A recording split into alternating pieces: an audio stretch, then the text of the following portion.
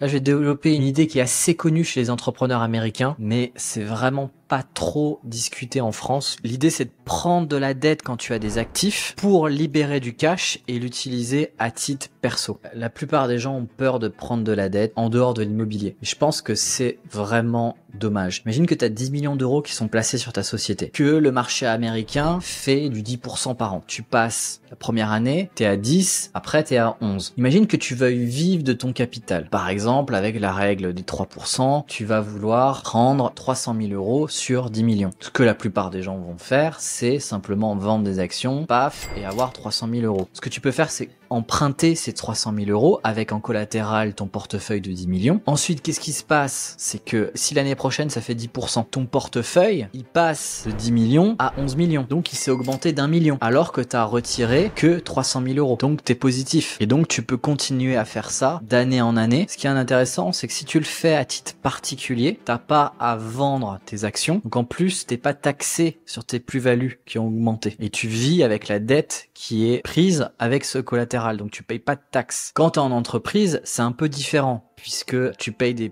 taxes sur tes plus-values latentes. Mais ce qui est intéressant, c'est que les intérêts sont déductibles aussi. Donc au final, tu es aussi gagnant. La particularité aux US, c'est que de mémoire, il n'y a pas cet impôt sur les plus-values latentes en société. Donc c'est pour ça qu'ils utilisent de manière massive ce montage-là. Et en France, on peut aussi l'utiliser à partir du moment où on a ce mindset. Ce qui est clair, c'est que ça reste quand même intéressant en France de prendre la dette sur l'entreprise. C'est ça? Ouais. Donc toujours, c'est de faire le montage financier à partir de l'argent de l'entreprise et pas l'argent personnel. Si tu l'as à titre perso, ton patrimoine financier, autant le faire à titre perso, parce que tu vas avoir des avantages, parce que t'es pas taxé sur tes plus-values latentes. Donc tu as un avantage, c'est que tu libères du cash sans être taxé. Donc ça, c'est mieux à titre perso. Mais si on suit mes vidéos, je dis qu'il faut investir avec l'entreprise et rien à voir à titre personnel. Même dans ce cas-là, c'est intéressant. Qu'est-ce que c'est que quand tu dis en collatéral? Alors mettre en collatéral, c'est mettre en gage. Par exemple, quand tu fais un prêt sur gage, tu vas à un petit guichet et tu mets tes bijoux en or et on te prête de l'argent. Mettre un portefeuille d'actions en collatéral, c'est-à-dire que la banque, tu mets dans un compte spécial, la banque peut saisir les actions si jamais tu rembourses pas le prêt. Ok,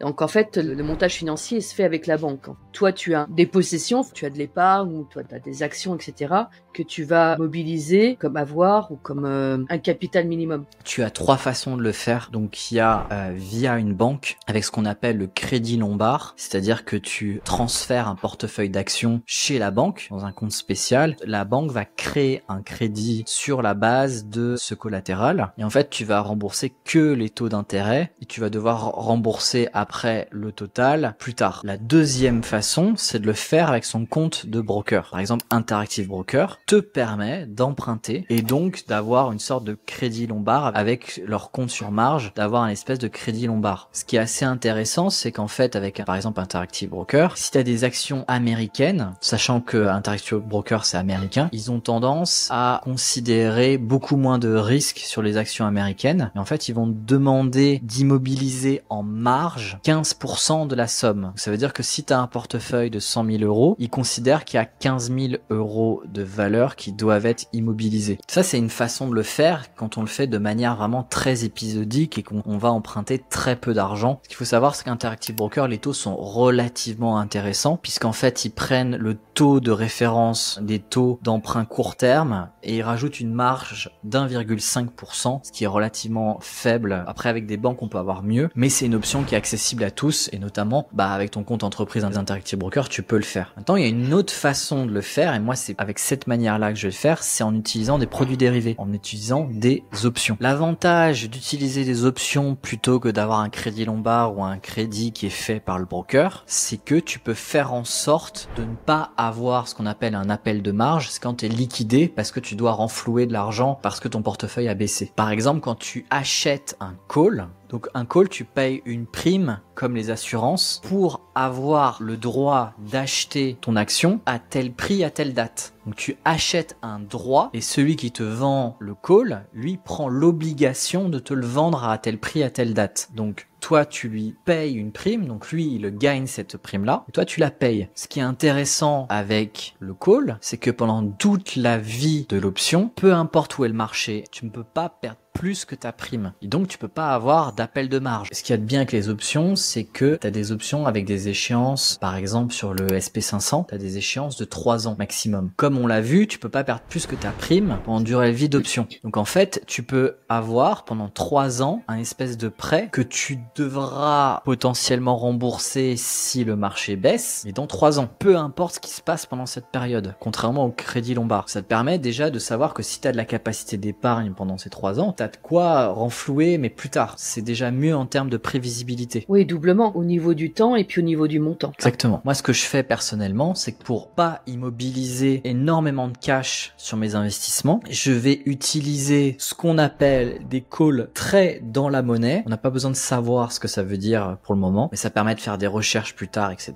Donc, on prend des calls très dans la monnaie à des échéances qui sont assez longues. Par exemple, une action vaut 100. Avec un call très dans la monnaie, au lieu d'acheter l'action à 100, tu vas uniquement payer une prime de 50. Imagine une action vaut 100, tu vas potentiellement pouvoir acheter plus tard cette action à 45 € en payant 50 € maintenant. Tu as immobilisé 2 fois moins d'argent. Dans cette prime, il y a une partie qui est des intérêts et une partie qui est du capital, comme des prêts immobiliers. Comme ton action vaut 100 dans ton option, il y a une partie qui est du capital qui est immobilisée. C'est si ton droit d'acheter est de 55 et que ton action vaut 100, bah t'as 45 qui est immobilisé en capital. Si t'as payé 50 de prime, 50 moins 45, il y a 5 qui sont entre guillemets des intérêts. Et 5 sur 100, bah ça fait là du 5%. Moi, je préfère utiliser ça parce que dans ces prêts, en fait, il y a une forme d'assurance, il y a une protection à la baisse. C'est que si le marché va très en dessous de là où tu as ton droit d'acheter, si ton droit d'acheter est à 55 et que le marché va à 20, tu vas pas perdre la différence entre 55 et 20. Donc ça permet de limiter la casse. Si par exemple l'entreprise fait faillite ou quoi que ce soit. Donc tu as une forme d'assurance. Donc pour ça, tu payes un petit taux d'intérêt qui est plus élevé que juste le fait d'emprunter de l'argent, mais t'as pas ce risque de liquidation. Ça te permet potentiellement d'avoir un levier qui est plus important. Évidemment, c'est des trucs techniques et je recommande rien à personne et encore moins de faire des choses qu'on ne maîtrise pas. C'est pour ça que ces chaînes, on est là pour faire de l'éducation et faire monter le niveau d'éducation pour que les gens comprennent les mécanismes et puissent prendre des décisions par eux-mêmes en âme et conscience. Et moi, personnellement, je trouve que c'est important de maîtriser les outils de financement dans une vie, comme on dit, cash is king. Le fait d'être capable de pouvoir libérer du cash, c'est intéressant. On l'a vu potentiellement pour vivre et avoir une sorte d'optimisation. Mais aussi, si on a demain un projet qui a une rentabilité de fou et qu'on n'a pas l'argent, ça peut être intéressant d'utiliser des outils de financement. L'avantage des produits dérivés, par exemple, et le broker, c'est que c'est très accessible. Par exemple, les dérivés, c'est sur des marchés régulés. Potentiellement, il n'y a pas, entre guillemets, de limite de montant, contrairement à une capacité d'emprunt à la banque. Ce qui est intéressant aussi avec ces produits, c'est que souvent, les banques font des crédits lombards sur la base d'assurance vie. Or, l'assurance vie, c'est pas la meilleure enveloppe pour placer son argent parce qu'il y a des frais, tu peux pas faire ce que tu veux, etc. Donc, en utilisant des outils de financement qui sont un petit peu plus complexes à maîtriser, permet de garder la maîtrise de ses investissements sur un compte titre normal, etc.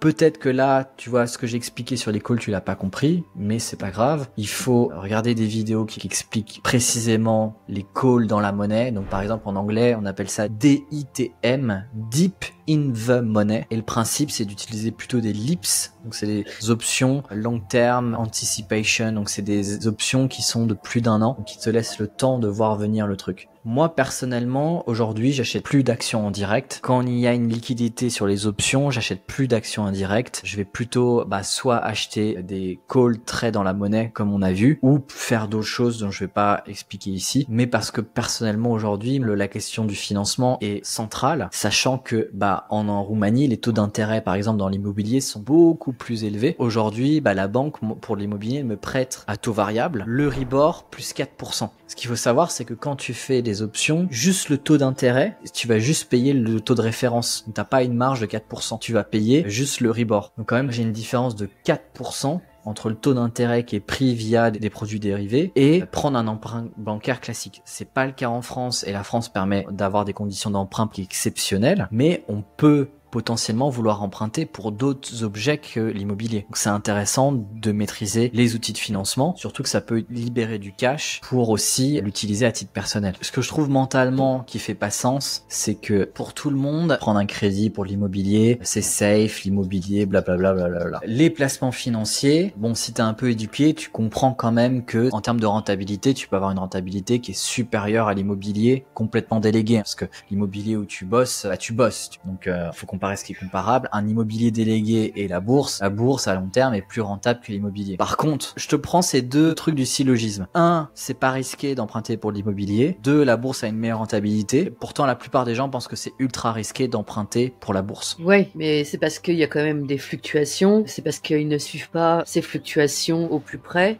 et que aussi les gens vivent dans l'immédiateté et qu'ils espèrent pouvoir récupérer l'argent à moyen terme. Donc le risque L'immobilier, il y a est des que fluctuations. Si demain tu veux vendre en urgence ton immobilier, alors déjà ça va au minimum, tu vas mettre quand même 1 mois et demi en ayant même le vendeur, etc.